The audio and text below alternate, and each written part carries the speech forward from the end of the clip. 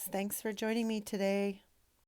Today's tutorial is for the month of May, and it goes in part of my series that I've been doing for the soul symbols for each of the month. So with this month being May, I'm doing the May soul symbol. So I'm putting on the gem color of emerald. Now the paint jar said that it was emerald, but when I have applied it, it kind of looks like an aqua green color. But I just went with it anyways. It ends up looking really pretty. And of course, I put the bling bling on later. But what I'm doing here is I'm just doing like I did with all of my other ones. I outline the outside with the original color, then I add a little bit of white, do the center, and I blend it all together. And you end up getting this really nice gradient from light to dark from the center to the outside. And of course, I've got to outline it in gold because I want this to look like a jewel. If you are one of those people that get to celebrate a birthday in May, your soul symbol is a wolf, which is really cool. I love wolves. It's kind of a love-hate, more love-scared relationship.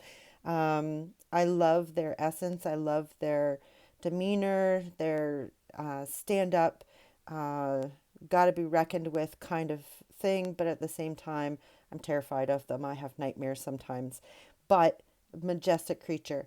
So, what the soul symbol for May means for the wolf is you are always there for the ones you love. And those who threaten to harm your loved ones, they have to face you first. So, it goes hand in hand with what a wolf means to me, as well as what the meaning of the soul symbol is. So I just thought it was really, really neat. And I'm having such a great journey with these because I'm learning about the soul symbol and what it says to the individual that I know that is born in that month. So it's really neat to see that their personality actually goes hand in hand with this. I sealed the gem with a little bit of glitter so you can see that right now that it's dry. And I drew on the outline of the wolf head. So as I paint, you'll see it come alive, but I thought I would try something different. And I got the idea from the last tutorial that I did for the cross at Easter time. So what I did was I cut out some silhouette trees, and I'm just using them as a template, and they're going to be the negative space, and I'm going to be sort of dry brushing just to get the image on there of the forest. And you'll see as I continue to paint on how this actually works together with the wolf head. Now, of course, you would have seen the thumbnail at the beginning, and that's what drew you to this, but I really liked how I was able to combine the two things of like the wildness of a wolf, but yet the strength of the wolf. And that's why I put it together like this. I really liked how it turned out. And make sure you stay till the end of the video because I always paint one on camera and one off camera, but I post both of them at the end of the video. Now, I just happened to film the other one that I did of this, but I haven't edited it to put it onto YouTube. So if you're interested in seeing that one, please leave me a comment below and I'll get those comments and I will get editing that one so I can put it up as well. It's more of a tribal wolf, but still has the same background, the same colors. It's just a different design of the wolf that I put on. But definitely let me know in the comments below if you want me to edit that one and post it and get it all up onto YouTube so you can see how to do that one too. And while you're at it, if you like this video, give me a thumbs up. If you want to see more, please subscribe, and I post every Friday, so I have new content up for your viewing pleasure. And if you don't want to miss anything, hit the bell button. It'll send you notifications every time I post a new video. As I've been talking to you, I hope that you've been watching this wolf start to really materialize on top of this gem that I've painted. It's howling, and like I said, I really like having the forest sort of embedded into the fur, I guess, around its neck.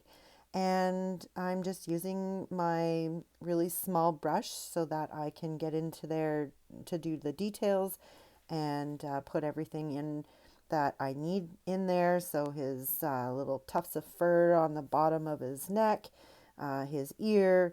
I go in and I do some more as well. So I redefine his nose a little bit. I think I give him a tooth as well. And then I just do some touch ups in the trees. But it definitely was a fun thing to do using the template that I had cut out so that it gave me this negative space that actually, when you look at it, it's a trick of the eye. You can actually see the forest embedded into the wolf, which is really cool. And it was really easy to do. So if I can do it, you can do it. It's so easy. And like I said earlier in the video, that the color that I used, it said on the jar that it was emerald, but I don't think that it really is because it's more of like an aqua green or like maybe a teal color. But it worked well. Still was really good. Still looked really good once it was finished. Um, so all the paint colors that I've used are listed in the description below, but remember that these are just suggestions. These are, paints that I have in my stash. I don't run out and buy new paints all the time, but it is something that's just suggestion. Make the background anything you want. The way that I've got this situated, you could actually make the background look like a moon. So it's howling at the moon. Or you can use your own birthstone color and put the wolf on. Just whatever you want to do, just do you. This is just suggestion of what I've been doing. I totally encourage you to definitely do it the way that you want to do it. Use the colors that you have in your stash. Just follow along. If you don't know where to get a template for doing the trees, all I did was I did a Google search for silhouette forest or silhouette pine trees, and this is what I got. So I just cut out the ones I wanted and then I used them. So, and it was just a scrap piece of paper that I had laying around. I didn't use anything special or anything like that. So, very easy to do. Trying to make this so that anybody at home can do this and really get some enjoyment out of it. The stone that I'm painting on is a precasted stone that I created from the molds that I purchased from the Happy Dotting Company. If you're interested in getting your own molds or to check out what other nifty things she has available in her shop, I've left a link in the description below to her Etsy shop. Her name is Angela and it is the Happy Dotting Company. And I'm telling you, if this is something you want to do, and if you're living in any kind of an area like I am, where we have snow for like 7, 8 months a year, then definitely having a mold that casts your own stones for you is so much nicer in the wintertime because all of the really cool rocks are hidden underneath the snow. And I don't know about you, but I'm not all that willing to put on a huge snowsuit and dig through the snow for a rock. Yeah, definitely these are life changers and I love them. As well as they're perfectly round and you can use them for mandala paintings. You can use them for anything really, but they have a little bump in the middle to tell you exactly where the center is of the circle. So no more math classes or anything like that trying to figure it out. It's done for you. So now I have finished up with putting on some extra hairs on the wolf and defining the trees a little bit more. And now I'm just putting on the little light bloops and to make it look more like a gem. And then it's pretty much done. I do a outline again. Oh, I'm doing it right now. So I do the outline of the gold again around just to touch it up because I know that I got a little bit sloppy on some of the things that I was working on when I was doing the wolf and the trees. So it's just to define that and make it a little bit thicker, and I go all the way around. I also do dots because I love dots and I've got to have dots. And the dots also help me find out the right place to put the bling bling because, yeah, I like bling bling as well. So almost all of my stones have gold and or bling bling, but most of the time it's both. Um, Love glitter as well. You'll see a lot of my tutorials. I'm using glitter paints or color shift paints or dragonfly glaze. Like I just, all of that stuff is just amazing. I love the colors that they provide. And when you move the rock around or if the light hits it a different way, it totally gives you a different color and it's just amazing. So love that kind of stuff.